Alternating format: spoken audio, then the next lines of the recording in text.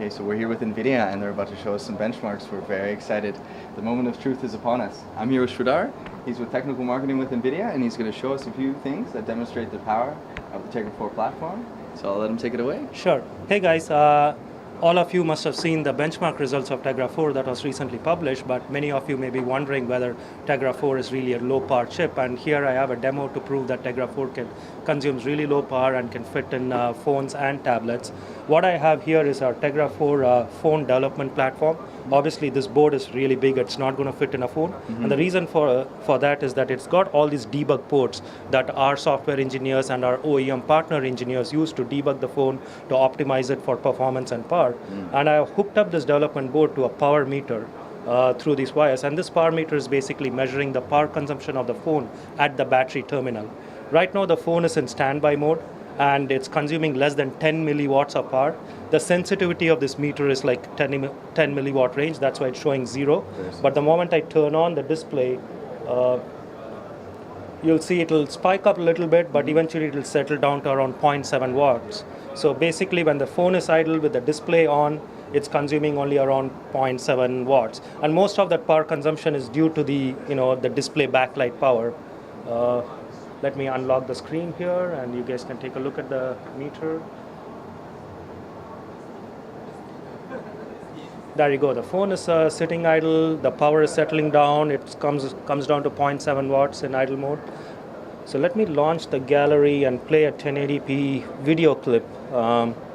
Play, and start over and tilt this board a little bit so that the video comes to landscape mode, and let's let the power settle down. And what you'll notice is this is a 1080p screen. The phone is decoding a 1080p high profile clip, and you see it's consuming only around 0.88, 0.9 watts. When you compare this to a competing system, a 1080p phone like the Droid DNA, for example, we found that the Droid DNA consumes around 1.2 watts. So Tegra 4 is actually consuming 25% lower power than competing systems out there, and it gives you approximately 2 to 2.5 hours more battery life. So you get both high performance, as you've seen in the benchmarks, and low power from Tegra 4. Excellent. In terms of the relative performance, a lot of the industry analysts, from what I've read at least, they say that Tegra 4i is not Tegra 4. Can you just speak to that a little bit? Well, it's not Tegra 4, but performance comes close to Tegra 4, quite close. And the user experience is close to Tegra 4, and the reason for that is you can play all the Tegra 4 optimized games on Tegra 4i because it's got a 60-core GeForce GPU. It has the same i500 modem architecture in there.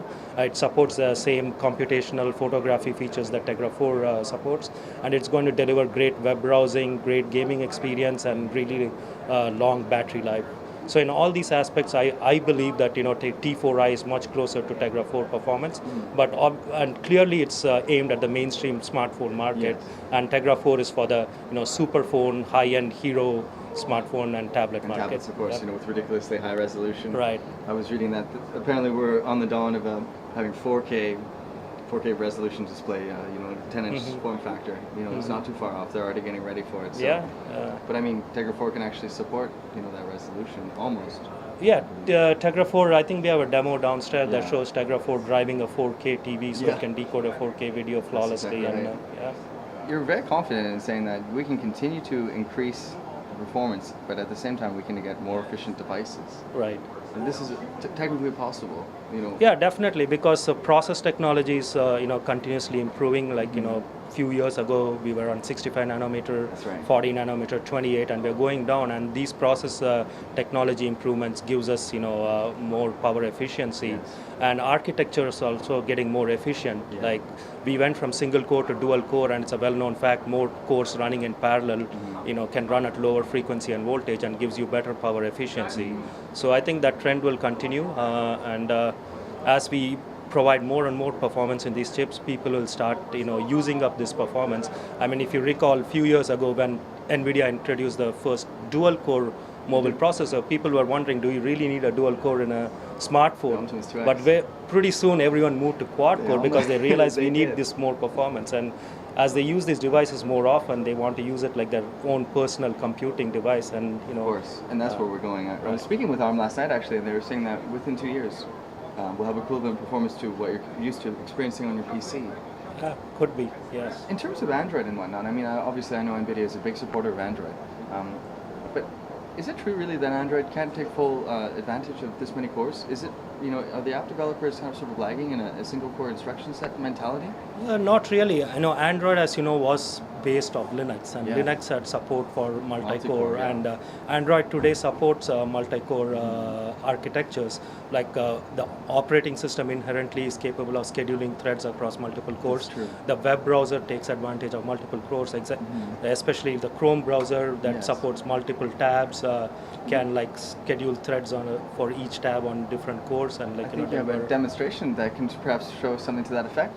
This is a web browsing demo. What we have set up here is this is a Tegra 4 development platform, and this is a Nexus 10 that is powered by dual core A15.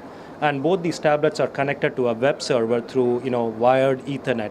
And the reason we are going wired and the reason we are going to a local web server that is under this desk is to eliminate all the network latencies, the server load latencies, and just purely benchmark the capability of the these two tablets. So I'm going to launch this web page load test, and what this test is doing is it's basically loading up 25 websites, and these 25 websites are the top 25 sites that are most visited in the US.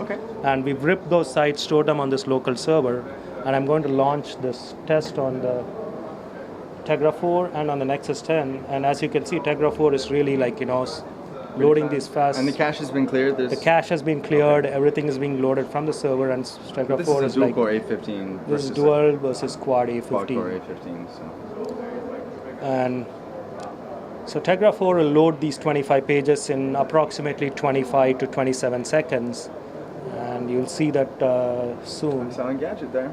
Yep. So there you go, 27 seconds to load up 25 pages. That's approximately a second and a half. While the Nexus 10 takes anywhere between 45 to 50 seconds, delivering a 60 to 70% performance benefit on the quad-core Tegra 4. Substantial improvement. So really, when do you think we're going to be able to see Tegra 4 devices in the wild at the earliest? Q2 of this year. Q2 of this year? Yeah. ZTE and Toshiba already announced that they're working with us to bring tablets and phones to the market, and you'll see more devices show up.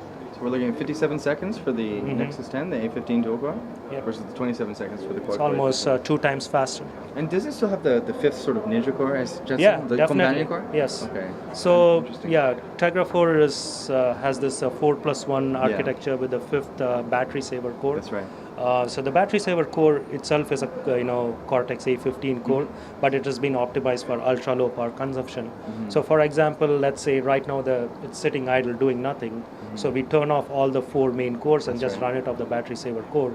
And if the display is turned off and you're just doing social network syncs in the background or playing music, all of that runs on the battery saver core. And the fact that on Tegra 4 the battery saver core is Cortex A15, it's much more powerful, so it can handle more. A lot more, eh? Yeah, it can handle a lot more tasks in this low power state. And our the 4+1 technology is a 2nd generation technology on Tegra 4, which means we get even more power saving because we have optimized the algorithms further. I understand completely. Well, that's a nice thorough rundown. I'm completely sold on what you guys are bringing to market. Thank you. I really wanted to say thank you very much for your time. That's nice talking Congratulations. to you. Thank you. Nice to talk to you too. Sure. All right, it's Android Authority. We're going to sign off for today. We pulled an all-nighter last night to try and get you some videos online. We'll have lots more news on NVIDIA and lots more to come here from Mobile World Congress in Barcelona.